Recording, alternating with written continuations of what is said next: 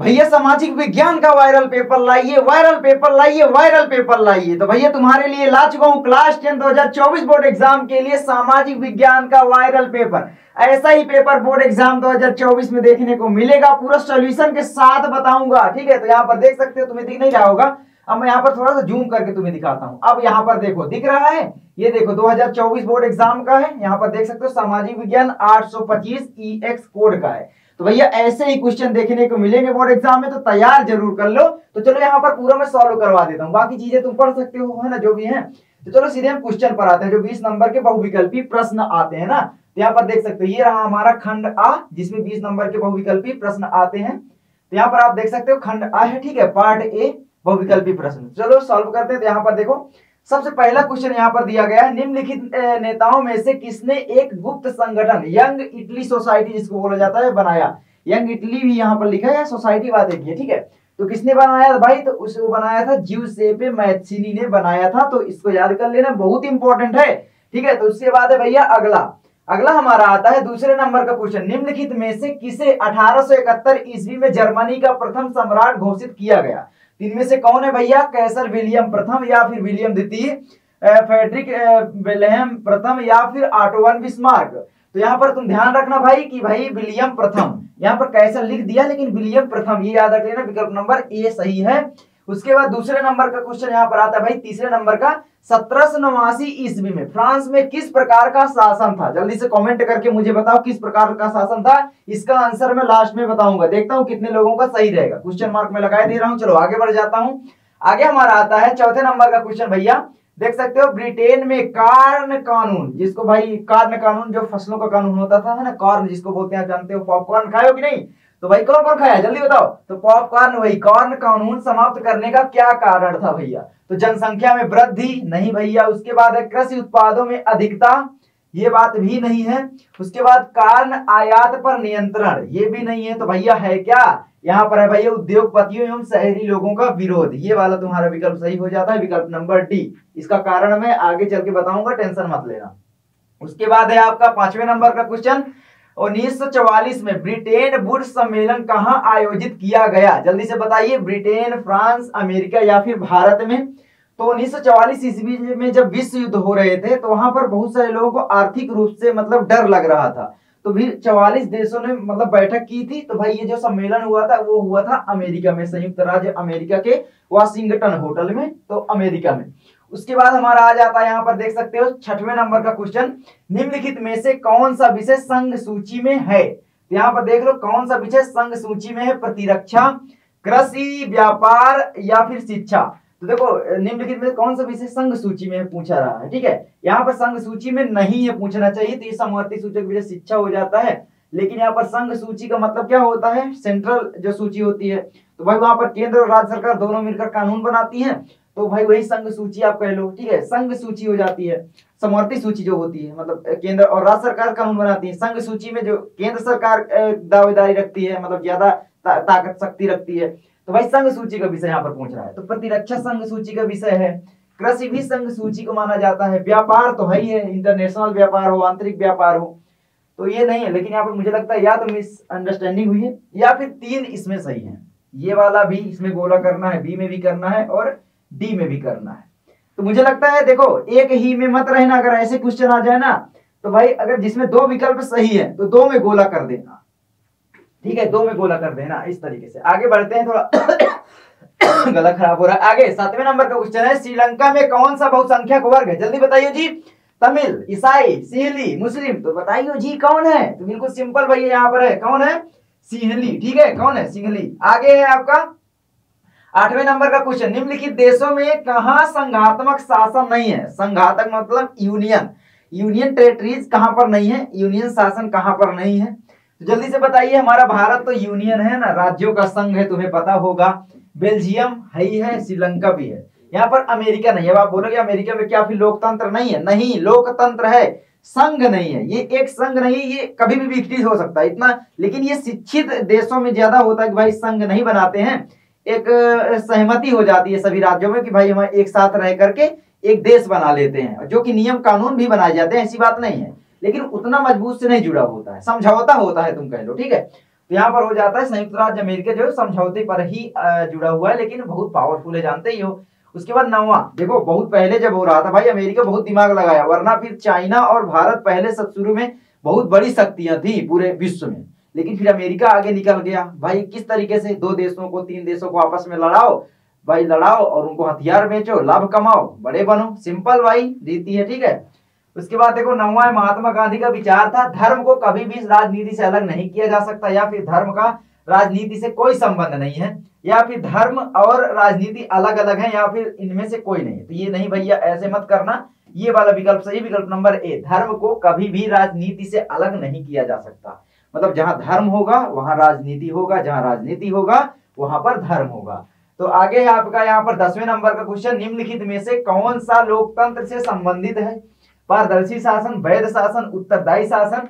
तो देखो कोई भी सरकार जो लोकतांत्रिक सरकार होती है, हमारे देश में ही लोकतांत्रिक सरकार है, तो यहाँ पर तुम देखोगे कि भाई क्या होता है कि पारदर्शी सरकार भी होती है। हम कोई भी जवाब मांग सकते हैं सरकार से, भाई ये पैसा था कहाँ खर्चा तुम लोग किए, ठीक है, तो ये मांग सकते हैं। जैसे आरटीआई, राइट टू इन्फॉर्मेशन जो होता है, आरटीआई लगा दिया जाता है ग्राम प्रधान जब काम नहीं करता है, ठीक है। इसके बारे में बहुत सारे लोगों को पता नहीं होता, लेकिन लगा कर ना तुम आराम से हिसाब ले सकते हो भाई जो पैसा आया हमारे ग्राम पंचायत में वो कहां पर खर्चा हुआ, ठीक है। देश का भी हिसाब मान सकते हो। मतलब लोकतांत्रिक सरकार में ये पारदर्शी शासन होता है। वैध शासन तो होता ही है भाई, एक लोकतांत्रिक सरकार होती है जो कि जनता द्वारा चुनी जाती है ना, कोई मतलब डिक्टेटरशिप या तानाशाही नहीं होती है। उत्तरदायी शासन होते है, जो सरकार होती है जनता के प्रति उत्तरदायी होती है, जनता के लिए काम करती है। अब भले नेता ना करें, यहाँ पर बहुत सारे लोग दोष लगाए, लेकिन है तो बोला तो जा रहा है। अब वो तो नेताओं का दोष है, वोट देने वालों का दोष है, भाई अच्छे लोगों को नहीं चुनते। दूसरी चीज भाई अच्छे लोग मिलते ही नहीं कहीं कहीं पर, भाई 2 बुरे हैं तो एक को चुनना है तो एक को भी चुन ही लेते हैं, ऐसा भी है, ठीक है। और अच्छे लोग राजनीति मुझे लगता है आने की जरूरत भी है। आगे यहाँ पर है 11 नंबर का क्वेश्चन, निम्नलिखित में से किस राज्य में सीढ़ी धारणी सोपानी खेती की जाती है? थोड़ा सा मिटा हुआ है, ठीक है, इस वायरल का मतलब यही है भाई, कहीं कहीं से भी मिलता है। तो यहाँ पर भैया हरियाणा, ठीक है, पंजाब, उत्तराखंड, या फिर यहाँ पर ये क्या है उत्तर प्रदेश के कुछ यहाँ पर, ठीक है। तो यहाँ पर याद रख लेना उत्तराखंड। कौन सा विकल्प सही है? विकल्प नंबर सी सही है, उत्तराखंड, ठीक है। आगे है 12 नंबर क्वेश्चन, निम्नलिखित में से कौन सी रबी फसल है? रबी फसलें क्या होती हैं भैया? जो इस टाइम बोई जा रही हैं वो रबी फसलें हैं। मतलब रबी फसलों के लिए जो ठंडी में बोई जाती है, गर्मियों में काट ली जाती है। मतलब कम तापमान की जरूरत होती है जब बोई जाती है, अधिक तापमान की जरूरत होती है जब उनको पकना होता है। जैसे गेहूं हो गया, चना हो गया, सरसों हो गया, मटर हो गए, जो अभी खेती की जा रही है रबी की फसल ही हो रही है। तो जो अभी खेती जो जो हो रही है दिमाग में बैठा लो भैया, वही रबी फसलें हो गई। तो बिल्कुल सिंपल, यहाँ पर क्या बोला जाए, चावल तो होगा नहीं, मोटे अनाज नहीं, कपास, यहाँ पर चना, ये आपका सही हो जाता है। चना हो गया, गेहूं हो गया, ये सारे, ठीक है। ये ध्यान रख लेना, थोड़ा सा मैं पेन और यहाँ पर कर लेता हूँ कम। आगे बढ़े क्या? आगे आपका आता है 13 नंबर क्वेश्चन, मोनाजाइट रेत में निम्नलिखित में से कौन सा खनिज पाया जाता है? तो यहाँ पर याद रख लेना भैया, थोरियम पाया जाता है, याद रख लेना बस, ठीक है, थोरियम पाया जाता है। उसके बाद हमारा भैया आ गया था 14 नंबर क्वेश्चन, निम्नलिखित में से कौन सा उद्योग चूना पत्थर का कच्चे माल के रूप में प्रयुक्त करता है? चूना पत्थर जो होता है दोस्तों वो किस काम में आता है? प्लास्टिक बनाने में, या फिर मोटर गाड़ी में, या फिर सीमेंट में, या फिर एल्यूमिनियम बनाने में? जल्दी बताइए। यहाँ पर याद रख लेना, सीमेंट बनाने के काम आता है चूना पत्थर। चूना पत्थर तुम्हें पता होगा क्या होता है, फॉर्मूला कैल्शियम ऑक्साइड, है ना। बुझा हुआ चूना फिर बनता है बिना बुझा हुआ चूने से, इस तरीके से, है ना। ये बहुत काम आता है एक्चुअली में, खाने के भी काम आता है, बुझा लेते हैं जब, ठीक है, कैल्शियम हाइड्रोक्साइड बनाते हैं, साइंस में पढ़े होंगे। तो ये सारी चीजें तो सीमेंट बनाने में काम आता है, ठीक है। आगे है यहाँ पर 15 नंबर क्वेश्चन, निम्नलिखित में पड़ोसी देशों में से मानव विकास के लिहाज से किस देश की स्थिति भारत से बेहतर है? किसकी है भैया? मानव विकास सूचकांक जो होता है उसके अनुसार। यहाँ पर भैया पाकिस्तान, बांग्लादेश, इसका तो ससुरे का कभी हो ही नहीं सकता हमसे बेहतर, पाकिस्तान का, समझ रहे हो ना, इसका कभी नहीं हो सकता, क्योंकि ये पड़ चुका है चाइना के बीच में। तो हो गया भैया, चाइना जिस जो लेता है डुबा देता है, जो चाइना के उसमें पड़ता है। और अमेरिका इसी के ऊपर कभी कभी झुक जाता है, क्यों? क्योंकि भाई इससे फायदा लेना होता है, हथियार बेचकर भारत और पाकिस्तान को लड़ाओ। कौन समझाए मूर्खों को, है ना। वही देश यहाँ पर है, ये पता नहीं कहाँ से जन्म ले लिया है।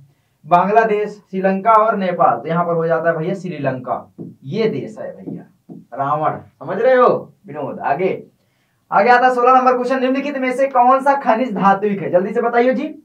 अभ्रक, कोयला तो हो नहीं सकता, तुम्हें पता होगा कोयला अधातु है ना। कार्बन का अपर रूप है, तुम्हें पता होगा, कार्बन का प्रतीक सी। अभ्रक नहीं है।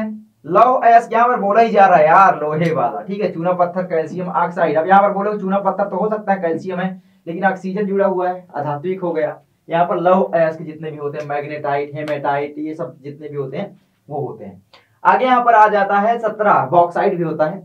एक वस्तु का अधिकांशतः प्राकृतिक प्रक्रिया से उत्पादन में सम्मिलित है। किसमें सम्मिलित है? प्राथमिक क्षेत्रक यानी प्रारंभिक क्षेत्रक, द्वितीय क्षेत्रक, तृतीय क्षेत्रक या सूचना प्रौद्योगिकी से क्षेत्रक। जल्दी से बताइए क्या हो जाएगा? तो प्रारंभिक क्षेत्रक या प्रथम क्षेत्रक। आगे 18 नंबर क्वेश्चन, एंथ्रासाइट का संबंध निम्नलिखित में से किस खनिज से है? लौह अयस्क से, बॉक्साइट से, कोयला से, सोना से। तो यहाँ पर एंथ्रासाइट जो है दोस्तों ये कोयला ही है। क्या है ये भैया कोयला ही है, यानी इससे संबंधित है, यानी कोयला से है। ये कोयले का सबसे अच्छा रूप होता है, मतलब कोयले की सबसे अच्छी क्वालिटी कह लो, सबसे अच्छी क्वालिटी वाला कोयला, जिसको अगर कोयला को तुम हाथ में लेते हो तो भाई काला काला लग जाता है, कोई भी नॉर्मल कोयला लोगे, लेकिन ये ऐसा कोयला हो जिसको हाथ में अगर तुम लोगे ना तो काला काला नहीं लगेगा, मतलब बिल्कुल टाइट मस्त होता है और ये जलता बहुत है, ज्वलनशील होता है। आगे 19 है भाई, निम्नलिखित में से किस वर्ष बांग्लादेश ग्रामीण बैंक की स्थापना की गई? देखो कहीं कहीं पर लिखा होता है 1983, ठीक है। अब यहाँ पर एक्चुअली में 1983 होता है, लेकिन 1980 यहाँ पर दिया गया, 1950, 1970, 1960, तो कौन सा करीब है? ये बात सही है, ठीक है। आगे 20वां है, सार्वजनिक और निजी क्षेत्रों का वर्गीकरण निम्नलिखित में से किस आधार पर निर्धारित किया जाता है? रोजगार की शर्तों पर, आर्थिक गति की प्रकृति पर, उद्यमों के स्वामित्व पर, या फिर उद्यम में नियोजित श्रमिकों की संख्या पर? तो भैया यहाँ पर हो जाता है उद्यमों के स्वामित्व पर। उद्यम मतलब जो बिजनेस होते हैं उसके स्वामित्व पर, है ना, वहीं पर तो बंटवारा होता है भाई। जो प्राइवेट होता है, जो एक सरकारी होता है। प्राइवेट क्या है अभी आप देखोगे बहुत बवाल मचा हुआ है भाई कि मोदी जी ना सारे रेलवे, सारे बिजली घर, सारे एयरपोर्ट प्राइवेट कर रहे हैं, जो कि गलत चीज है भाई। सरकारी संपत्ति को किसी प्राइवेट जॉइंट को देना, है ना, राजनीतिक लाभ के लिए, फिर भाई क्या है ये सब, ठीक है। लेकिन अब क्या करोगे? तो जैसे अभी अडानी को दे रहे हैं, मैं मुझे कुछ नहीं करना, लेकिन मैं बता रहा हूँ अडानी को दे रहे हैं, ठीक है। एयर एशिया सारी बेच रहे हैं इधर उधर से, तो भाई जो देश की संपत्ति है वो अडानी को दिया जा रहा है, मतलब प्राइवेट कर दिया जा रहा है। तो वो जो कंपनी बनेगी जो अडानी की होगी वो वाली, अब एयर एशिया जो ट्रांसफर हो जाएगी वो अपने लाभ के लिए मरेगी, तो भाई वो टिकट बढ़ाएगी, जो भी सुविधाएं देगी तो उसका ज्यादा वसूलेगी, है ना, ज्यादा से ज्यादा सोचेगी कि भाई मैं फायदा ले लूं। प्राइवेट का मतलब यही है, और सरकारी का मतलब यह है भाई कि भाई लाभ हो तो सरकार का होगा। सरकार मतलब हम लोग, जो जनता आती है पूरे देश में, ठीक है। तो ये चीजें हैं। उसके बाद हमारा आता है 20वें नंबर का क्वेश्चन। जल्दी से कमेंट करिए जी क्या हो जाएगा 20वें नंबर का क्वेश्चन? वही है यार 20वें नंबर का, ठीक है। अब यहाँ पर ये क्वेश्चन जरूर तैयार कर लेना सारे के सारे। और हाँ, एक चीज मैं तुमको बोला था ना कि भाई तीसरे नंबर का जो क्वेश्चन है, तो यहाँ पर दिखा दूं क्या तीसरे नंबर का क्वेश्चन?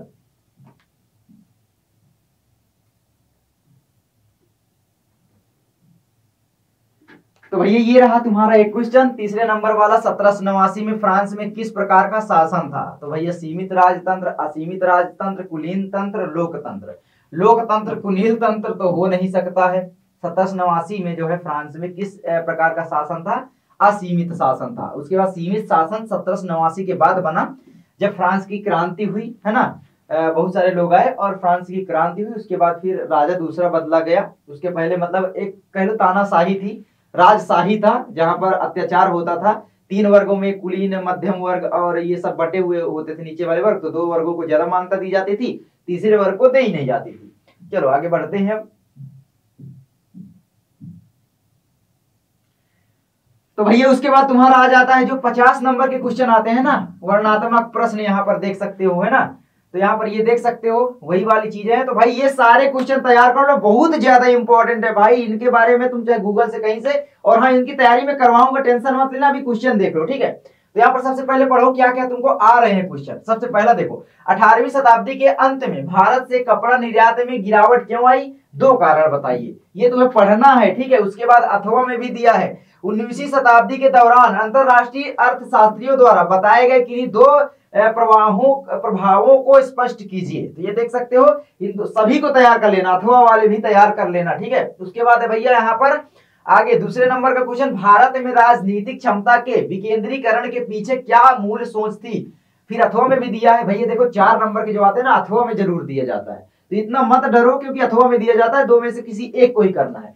भारत में केंद्र और राज्य के बीच सत्ता के बंटवारे की किन्हीं 2 विशेषताओं का उल्लेख कीजिए। उसके बाद आगे आता है, देख सकते हो यहाँ पर तीसरे नंबर का क्वेश्चन, एक संसाधन के रूप में मिट्टी के महत्व का उल्लेख करें तथा भारत में पाई जाने वाली किन्हीं 2 प्रकार की मिट्टियों का वर्णन कीजिए। फिर अथवा में भी है, अभ्रक की उपयोगिता बताइए एवं भारत में इसके किन्हीं 2 उत्पादों राज्यों की भी उल्लेख कीजिए। ठीक है, यहाँ पर देख सकते हो, सारे पढ़ लेना, यहाँ पर इन सारे तैयार कर लेना। चौथा है, ठीक है, तो ये देख सकते हो, राष्ट्रीय आय तथा प्रति व्यक्ति आय में विभेद कीजिए, देशों की स्थिति की तुलना के लिए इसमें से कौन सी विधि बेहतर है। अथवा में भी है, विदेशी व्यापार से आप क्या समझते हैं भैया, जब विदेशों से व्यापार होता है वही अंतरराष्ट्रीय इंटरनेशनल व्यापार, वर्ल्ड ट्रेड ऑर्गेनाइजेशन जिसके संस्था एक जानते हो WTO। ठीक है, विदेशी व्यापार को अनुकूल बनाने के लिए कोई 2 सुझाव दीजिए। उसके बाद भैया यहाँ पर आ जाता है, ये देखो वर्णनात्मक प्रश्न, ये आप कह लो कि भाई ये इतिहास वाला है।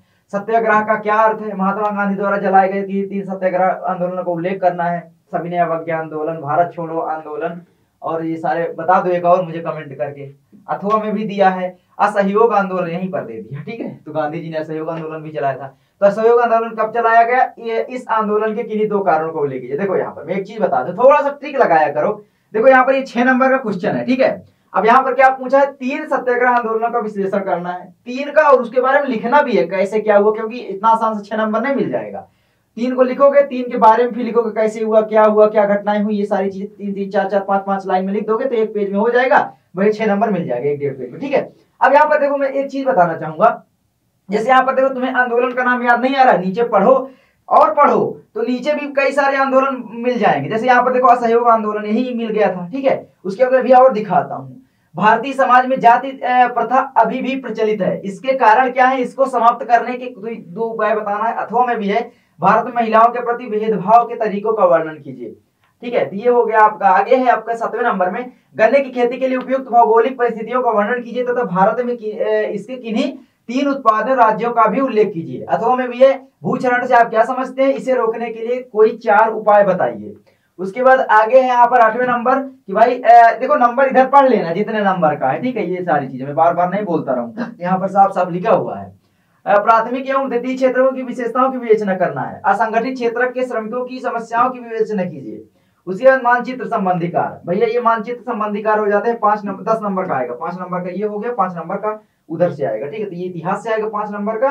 तो देख सकते हैं यहाँ पर वह स्थान जहाँ भारतीय राष्ट्रीय कांग्रेस का अधिवेशन हुआ, वह स्थान जहाँ महात्मा गांधी नमक कानून तोड़ा दांडी में, ये सब वह स्थान जहाँ जलियांवाला बाग हत्याकांड हुई, अमृतसर जानते ही हो, यहाँ पर है। जैसे इस तरीके से भारत है यहाँ पर, तो यहाँ पर इस तरीके से यहाँ पर अमृतसर होता है। उसके बाद वह जिला जहाँ चौरा चौरी की घटना हुई, चौरा चौरी कहाँ पर है। ठीक है, उसके बाद देखो यहाँ पर ये सारी चीजें ये तैयार कर लो, नर्मदा नदी पर बना एक बांध चिन्ह द्वारा नाम से चिन्ह द्वारा, ये सारी चीजें आप तैयार कर लेना, पढ़ लो। ठीक है, 5 नंबर का मिलेगा। तो यहाँ पर ये हो गया भाई साहब, बिल्कुल सिंपल वायरल पेपर है, इसको तैयार कर लो, बहुत अच्छे नंबर आएंगे बोर्ड एग्जाम में, बहुत सारे क्वेश्चन फंसेंगे, ये देख लेना चाहिए क्योंकि सारे प्रश्न इंपॉर्टेंट है। और हाँ, इसका सॉल्यूशन चाहते हो कमेंट करके जरूर बताना। और हाँ, तुम्हारी मोटिवेशन के लिए मैंने सारी नहीं बोला था, रख हौसला वो मंजर भी आएगा, प्यासे के पास चलकर समंदर भी आएगा, थक कर न बैठ, एग्जाम से लड़ने वाले मुसाफिर, नंबर भी मिलेंगे और मिलने का मजा भी आएगा। तो चलो लास्ट में ही बोले हैं, कोई दिक्कत नहीं है। मैं मिलता हूँ आपसे किसी नेक्स्ट वीडियो में। और हाँ, मेरा एक चैनल है, छोटा सा है, मैं हर वीडियो में बोलता हूँ, सब्सक्राइब कर देना मिस्टर VIP करके, जिसमें मैं साइंस के एक्सपेरिमेंट आपको दिखाऊंगा बहुत अच्छे तरीके से। आप देखोगे कि भाई जो साइंस को प्रैक्टिकल कैसे जमीन पर उतारा जाता है, वो सारी चीजें वहां पर होंगी, मतलब जो फन वे में सारी चीजें करेंगे। तो थोड़ा नई जर्नी है, सपोर्ट करना अपने विकास भैया को, जानता हूँ यार तुम सपोर्ट करोगे, जाकर सब्सक्राइब करो, वीडियोस वगैरह नहीं डाल रहा हूँ। ठीक है, सर्च करो मिस्टर VIP या फिर मिस्टर VIP इंडिया @ करके सर्च करोगे, आ जाएगा। मिलता हूँ आगे, नमस्कार।